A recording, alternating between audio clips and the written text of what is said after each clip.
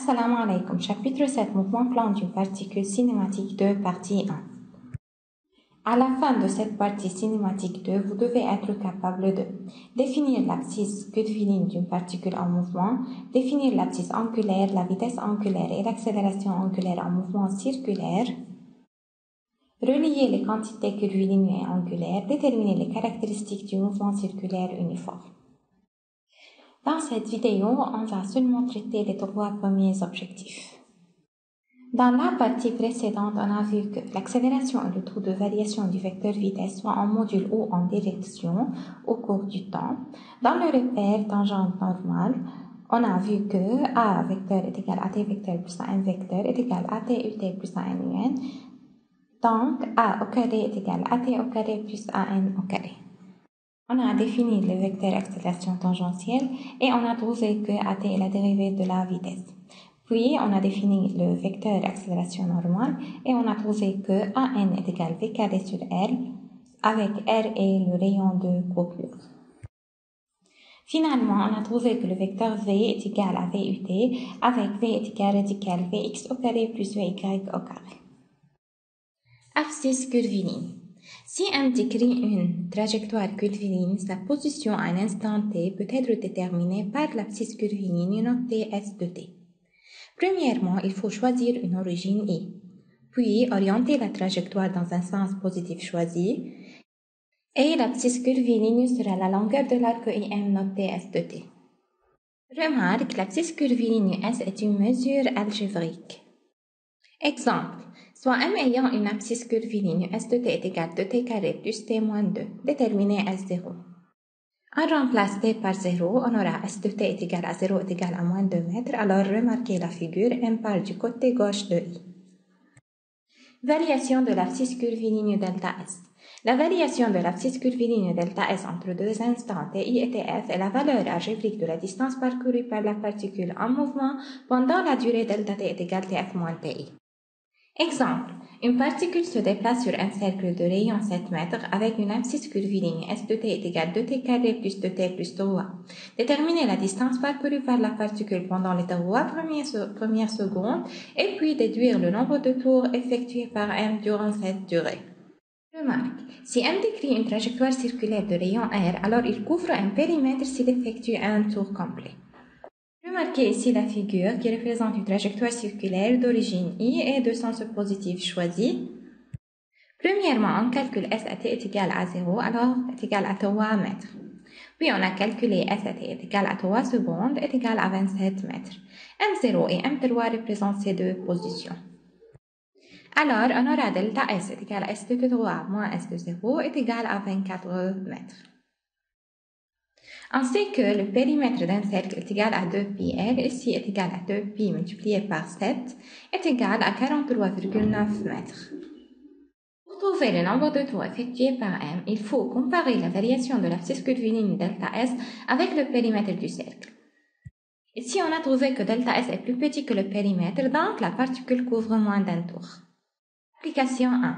Une particule M se déplace le long de la circonférence d'un cercle de rayon R est égal à 2 mètres et l'abscisse curviligne de M est S de t est égal à t carré moins 2. Si 1 calculé S de t est égal à 0, ici est égal à moins 2 mètres, remarquez la figure, M ne part pas de l'origine. Partie 2. Déterminez le temps nécessaire par M pour terminer le troisième tour. Premièrement, il faut trouver la variation de l'abscisse curviligne delta S qui est égale à S de t moins S de t est égal à 0, ici est égal à t carré. Pour terminer les deux premiers tours, cela veut dire deux périmètres, alors delta S est égal à 2 multiplié par le périmètre est égal à 25,12 mètres, cela veut dire que t carré est égal à 25,12, alors on aura t est égal à 5,01 secondes, à peu près 5 secondes. Donc, le temps nécessaire pour que M tourne de périmètre est à peu près 5 secondes. Remarquez la figure.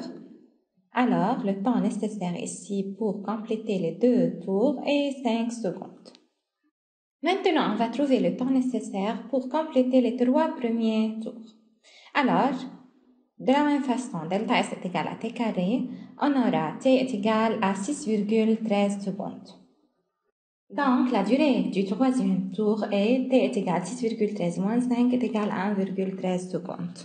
Remarquez ici la figure. On a trouvé que le temps nécessaire pour compléter les deux premiers tours est 5 secondes.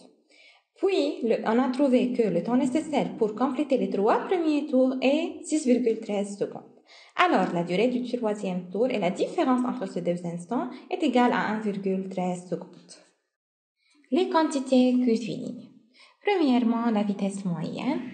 La vitesse moyenne est définie comme la variation de l'axe curviligne sur delta t est égale à delta s sur delta t en mètres par seconde.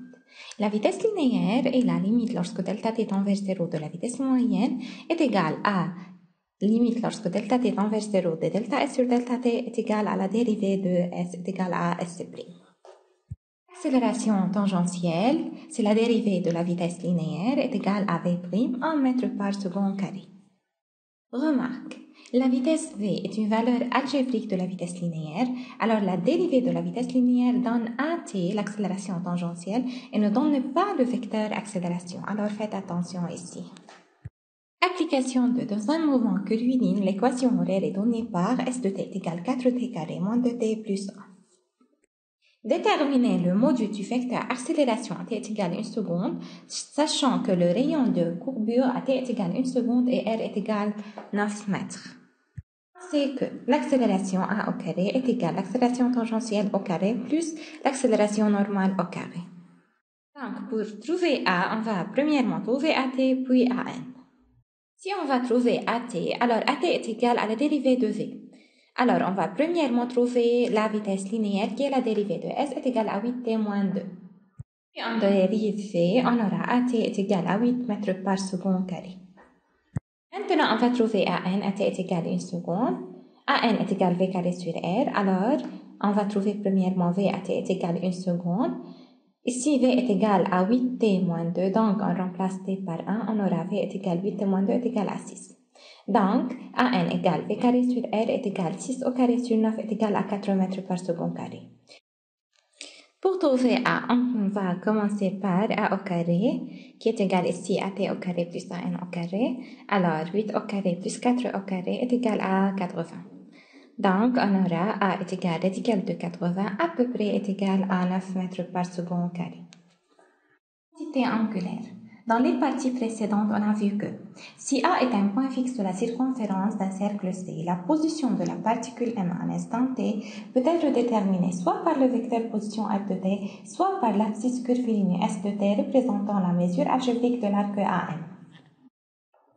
Oui, l'arc AM intercepte un angle θ entre OA et OM. La connaissance de cet angle θ permet encore la détermination de la position de cette particule. Cet angle θ s'appelle abscisse angulaire. Θ doit être exprimé en radians. La dérivée par rapport à θ de θ nous donne θ', la vitesse angulaire exprimée en radians par seconde. Et la dérivée de la vitesse angulaire nous donne θ seconde, qui est l'accélération angulaire exprimée en radians par seconde carré. Application 3. L'abscisse angulaire d'une particule qui se déplace le long d'une trajectoire circulaire est donnée par l'équation horaire suivante. θ de t est égal à 0,1t carré plus 0,5t. Calculer à t est égal à 2 secondes, l'abscisse angulaire, la vitesse angulaire et l'accélération angulaire. Pour trouver l'abscisse angulaire à t est égal à 2 secondes, on remplace t par 2, on aura θ de 2 est égal à 1,4 radians. Pour trouver la vitesse angulaire, premièrement, on dérive θ par rapport à t. θ' est égal à 0,2t plus 0,5. Puis, on remplace t par 2, on aura θ' à t est égal à 2 est égal à 0,9 radians par seconde. L'accélération angulaire θ seconde et la dérivée de la vitesse angulaire est égale à 0,2 radians par seconde carré à tout instant. Partie 2. À quel instant cette particule termine-t-elle son premier tour? Premièrement, on va trouver la position initiale à t est égal à 0 de cette particule. On remarque que θ à t est égal à 0 est égal à 0 radian, donc cette particule part de l'origine. Pour compléter son premier tour, une particule a besoin de tourner un angle θ est égal à 2π radians. Donc, 0,1 t carré plus 0,5 t doit être égal à 2π. Puis, en résoudre cette équation, on aura deux solutions, l'une positive et l'autre négative. La solution négative est rejetée puisque le temps doit être positif. Alors, T1 est égal à 5,811 secondes et l'instant où cette particule termine son premier tour. Relation entre les abscisses angulaires et curviligne. Si la particule M décrit un cercle de rayon R, alors elle parcourt le périmètre du cercle qui est égal à 2πr et elle tourne un angle est égal à 2π. Lorsque cette particule parcourt un arc de mesure algébrique S, elle tourne d'un angle θ. Donc, on aura θ est égal à S multiplié par 2π sur 2πr, donc θ est égal à S sur R. On aura la relation entre les abscisses angulaires et curvilignes, S est égal à R θ. Θ et S ont le même signe qui dépend du sens positif choisi. Maintenant, dériver les deux côtés de l'équation, on aura S' est égal à R θ'. La dérivée de l'abscisse curviligne est la vitesse linéaire, donc V est égal à R multiplié par θ'. Encore, on dérive les deux côtés, on aura V' est égal à R θ', donc AT est égal à R θ seconde. AT est l'accélération tangentielle, θ seconde est l'accélération angulaire. Maintenant, chers élèves, essayez de montrer que AN est égal à R θ' au carré. N'oublions pas que AN est égal V carré sur R. Application 4. Une particule se déplace le long de la circonférence d'un cercle de rayon R est égal à 10 cm. L'équation R est θ de t est égal à 2t carré plus 4t plus π sur 2. Partie 1. Déterminer l'abscisse curviligne S de t à l'instant t. Premièrement, on va convertir R de cm à mètre. On aura R est égal à 0,1 m. Alors, on sait que S est égal à R θ, on multiplie R par θ, on aura S est égal à 0,2 t carré plus 0,4 t plus 0,1 π sur 2. Partie 2, déterminer V puis θ'. V est la dérivée de S, donc V est égal à S' est égal à 0,4 t plus 0,4. Mais encore V est égal à R θ'. Alors, θ' est égal à V sur R, on aura θ' est égal à 4t plus 4.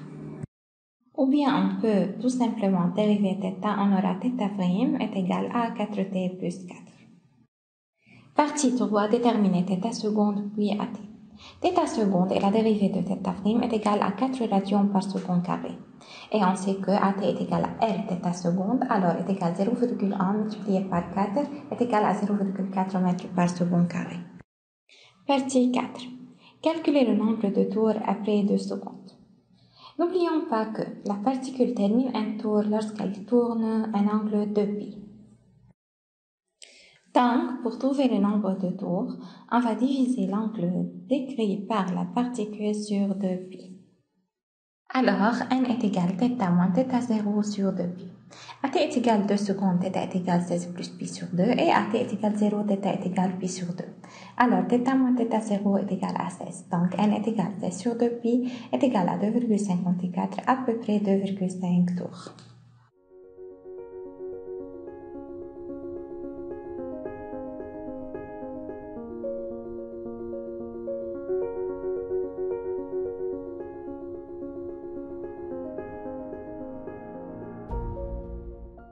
C'est la fin de la partie 1 cinématique 2. Merci et au revoir.